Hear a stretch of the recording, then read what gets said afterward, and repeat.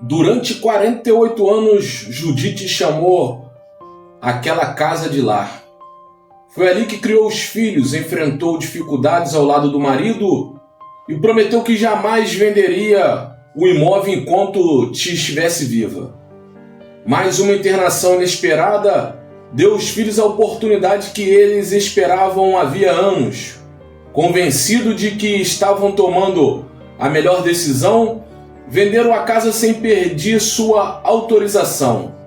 Quando Judite recebeu alta, todos imaginavam que ela choraria, brigaria ou imploraria para voltar. Só que sua reação foi completamente diferente. E foi justamente aquele silêncio que mudou o destino de toda a família. Judite sempre dizia que uma casa guarda mais do que paredes. Guarda risadas, discussões, abraços, promessas e também lembranças. Seu falecido marido, Heron, costumava repetir que, enquanto aquela casa permanecesse de pé, a família nunca esqueceria de onde veio. Depois que Heron morreu, Judite passou a morar sozinha. Os filhos insistiam para que ela vendesse o móvel.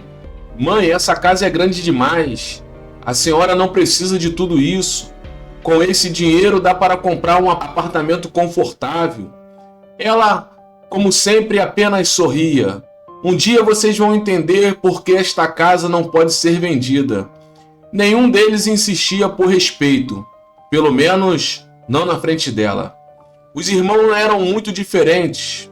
Tadeu, o mais velho, pensava apenas na praticidade. Mirella acreditava que a mãe precisava de mais conforto. Já o caçula Breno via a venda como uma oportunidade financeira para resolver problemas pessoais. Embora cada um tivesse um motivo diferente, todos concordavam em uma coisa: a casa precisava ser vendida. Infelizmente isso aí acontece em muitas famílias, né? Numa madrugada chuvosa, Judite passou mal. Foi levada às pressas para o hospital. Os médicos informaram que ela precisaria permanecer internada por algumas semanas para tratamento e recuperação. Enquanto a mãe descansava, os 3 filhos começaram a conversar sobre o futuro. Tadeu foi o primeiro. Não faz sentido manter aquela casa vazia.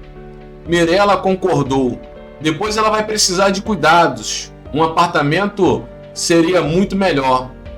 Breno permaneceu calado por alguns segundos. Depois disse: já conversei com um corretor. Existe um comprador interessado. O silêncio tomou conta da sala. Nenhum dos 3 perguntou o que a mãe pensaria. Em poucos dias reuniram documentos, contrataram um advogado e providenciaram tudo o que julgavam necessário. Na cabeça deles estavam protegendo sua mãe Judite. Também acreditavam que quando ela voltasse para casa, acabaria entendendo. A venda foi concluída rapidamente. O novo proprietário pediu apenas que a casa fosse desocupada em até 15 dias.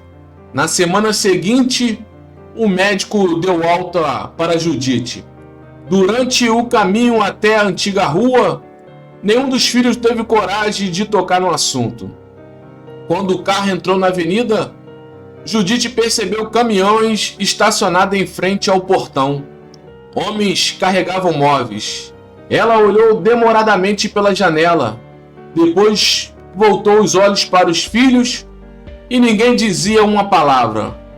Foi então que Judite respirou fundo e perguntou, com uma calma que assustou ainda mais do que qualquer grito: qual de vocês vai ter coragem de me contar o que fizeram?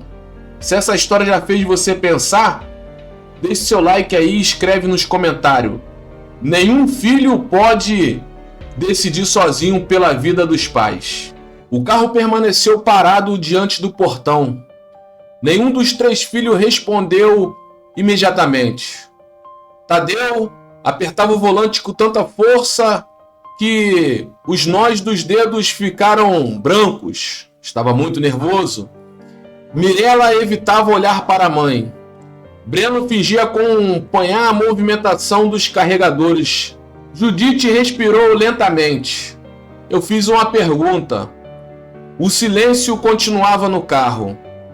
Foi então que Mirella finalmente criou coragem e respondeu: Mãe, nós vendemos a casa.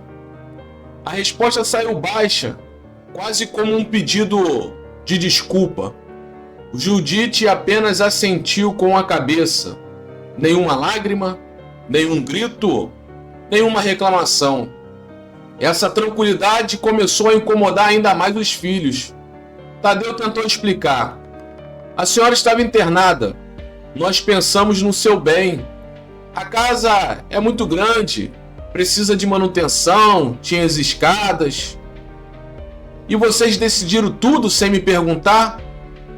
A pergunta interrompeu qualquer justificativa. Breno tomou a palavra. A senhora não teria aceitado.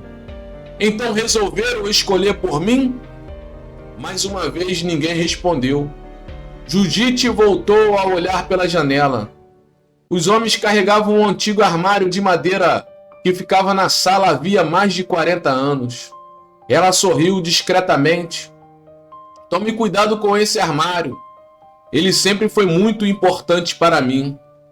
Breno estranhou. Esperava revolta, mas encontrou serenidade. A senhora não está brava? Judite virou lentamente o rosto. Estou profundamente triste. As palavras pesaram muito mais do que qualquer discussão. Depois de alguns segundos, ela continuou. Não porque vender a casa. Os três ficaram confusos, olhando um para o outro. Então por quê? Ela respondeu olhando para os filhos. Porque nenhum de vocês confiou em mim para conversar. A frase atravessou todos como uma flecha, como se fosse um tapa sem mão. Mirella começou a chorar. Nós só queríamos facilitar sua vida. Judite segurou delicadamente a mão da filha. Facilitar para quem? Ninguém encontrou resposta. O motorista do caminhão aproximou-se. Dona Judite? Ela sorriu. Sou eu. Encontramos uma caixa no sótão com seu nome. O comprador pediu para que entregássemos pessoalmente. Ela agradeceu. Recebeu a pequena caixa de madeira. Passou os dedos sobre a tampa, como quem reencontrava uma velha amiga. Sem abri-la, colocou-a sobre o colo. Tadeu observava tudo em silêncio. O que tem aí dentro? Judite, mais uma vez calmamente, respondeu. Uma promessa. Os filhos, mais uma vez, olharam um para o outro e ela então continuou. Antes de morrer, seu pai me pediu que essa caixa fosse aberta apenas quando eu tivesse certeza de que vocês aprenderam que família vale mais do que qualquer bem. Os filhos então perguntaram, o que tem aí? Ela sorriu tristemente. Hoje ainda não é o dia de vocês descobrirem. Naquele instante todos perceberam que a mãe já sabia da venda antes mesmo de chegar. Ela apenas esperava que um dos filhos tivesse coragem de contar a verdade espontaneamente. E nenhum deles teve essa coragem. Se você acredita que a verdade deve vir antes de qualquer decisão importante, deixe seu comentário aqui, ó. Conversar sempre será melhor do que decidir pelo outro. Naquela noite, Judite não foi para um hotel nem para a casa de nenhum dos filhos. Pediu que o motorista a levasse até a antiga chácara onde ela e Heron haviam começado a vida juntos, muitos anos antes. Era um lugar simples, hoje pertencia a um casal de amigos da família, que eles sempre mantiveram um pequeno quarto disponível para ela. Os 3 filhos insistiram para que ela ficasse com um deles. Ela recusou com delicadeza. Hoje eu preciso ficar em silêncio. Preciso refletir um pouco. Na manhã seguinte, Judite telefonou para Tadeu. Pediu que ele reunisse os irmãos e comparecesse ao escritório do Dr. Ismael, advogado antigo da família. Os 3 chegaram preocupados. Imaginavam que a mãe tentaria anular a venda da casa. Mas ela entrou na sala com a mesma serenidade do dia anterior. Sobre a mesa estava a pequena caixa de madeira. Judite a abriu lentamente. Dentro da caixa havia documentos, fotografia antiga da família e uma aliança desgastada pelo tempo, e o que chamava atenção era um envelope amarelado. Ela retirou apenas a fotografia. Seu pai me fez uma promessa. Os 3 permaneceram em silêncio. Ele dizia que esta casa nunca foi o nosso maior patrimônio. O verdadeiro patrimônio sempre foi a confiança da nossa família. Judite então entregou o envelope ao advogado. Dr. Ismael respirou fundo antes de falar. Dona Judite pediu que este documento fosse preparado há 5 anos. Os filhos se olharam surpresos, sem saber que documento era aquele. O advogado continuou. Ela nunca pretendeu deixar a responsabilidade sobre suas decisões para outras pessoas. Judite completou. Nem mesmo para vocês. Que documento é esse? O filho Breno perguntou. Ela respondeu sem levantar a voz. É uma procuração permanente. Tadeu sorriu aliviado. Então a senhora escolheu um de nós? Judite balançou a cabeça negativamente. Não. O silêncio voltou àquela sala de escritório. Escolhi uma curadora independente para cuidar exclusivamente das minhas decisões patrimoniais e médicas. Caso um dia eu realmente não possa decidir por mim. Os 3 ficaram paralisados. Não é um castigo, é uma consequência. Vocês provaram que me amam, mas também provaram que confundiram amor com controle. As lágrimas começaram a descer pelo rosto de Mirella. A senhora não confia mais na gente?